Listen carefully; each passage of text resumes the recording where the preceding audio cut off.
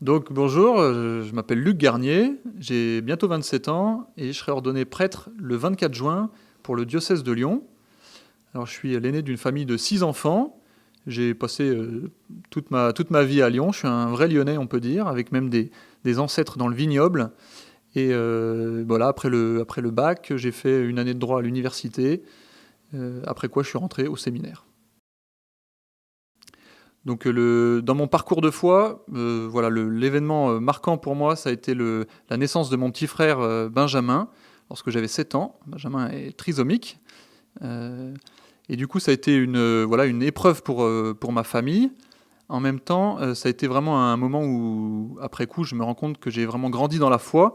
Pourquoi ? Parce que j'ai vraiment pris conscience que la foi, c'était pas simplement des rites et des paroles, mais j'ai eu une foi vivante et je m'adressais à Dieu comme à un ami en lui piquant mes coups de gueule et en même temps en lui partageant ce que je vivais.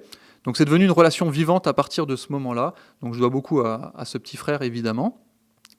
Après voilà, collège-lycée, j'ai eu une passe à vide, une bonne crise d'ado bien comme il faut, où j'ai envoyé un peu tout péter. Mais voilà, ce qui m'a rattrapé, là où le Seigneur m'a tendu une main, on peut dire, c'est à travers des pèlerinages, des camps que j'ai pu faire l'été, où j'ai rencontré des belles figures de prêtres, notamment je pense au Père Petit-Clair, qui est un prêtre éducateur de rue, qui m'a emmené m'occuper de jeunes des banlieues. Alors c'était une expérience plutôt marrante, parce que je me rendais compte à chaque fois que c'était moi qui avais besoin d'être éduqué quand je partais avec lui. Mais voilà, c'est un prêtre qui m'a beaucoup marqué. Pourquoi ?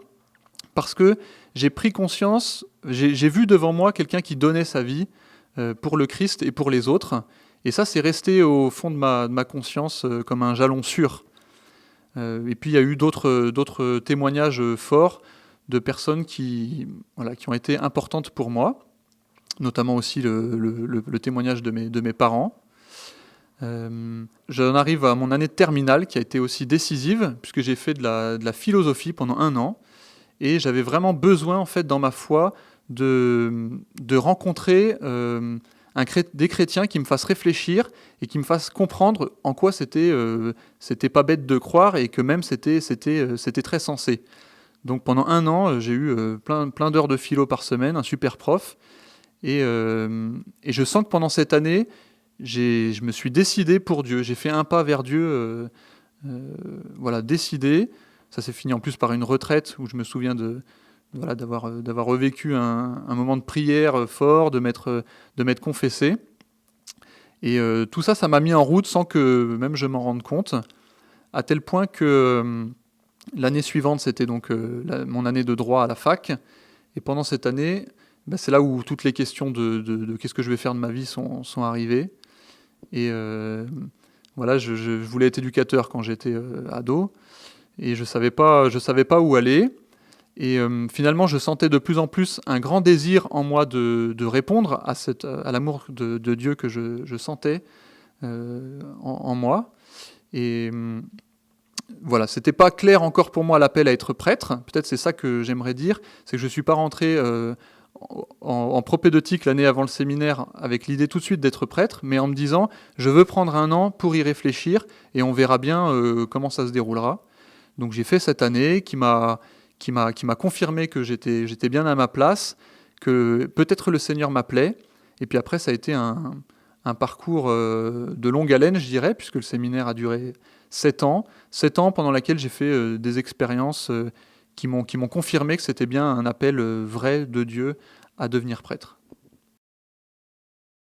Au séminaire, ce qui m'a beaucoup marqué, en fait, c'est les missions qu'on m'a confiées. Donc évidemment, le week-end, on va en paroisse. Peut-être certains ont l'idée qu'on passe notre vie dans le séminaire à prier. Voilà, ce qui était beau, c'est qu'en fait, on avait plein d'apostolats, de missions extérieures, dans lesquelles on creusait cet appel qu'on avait reçu. Et voilà, pour certains, il était confirmé, et pour d'autres, ils se disaient, non, finalement, c'est pas mon appel, et ils passaient à autre chose. Moi, on m'a confié plusieurs missions, notamment la préparation des JMJ de Cracovie. Et ça a été des moments en fait extrêmement forts parce que c'est une vie d'équipe avec d'autres.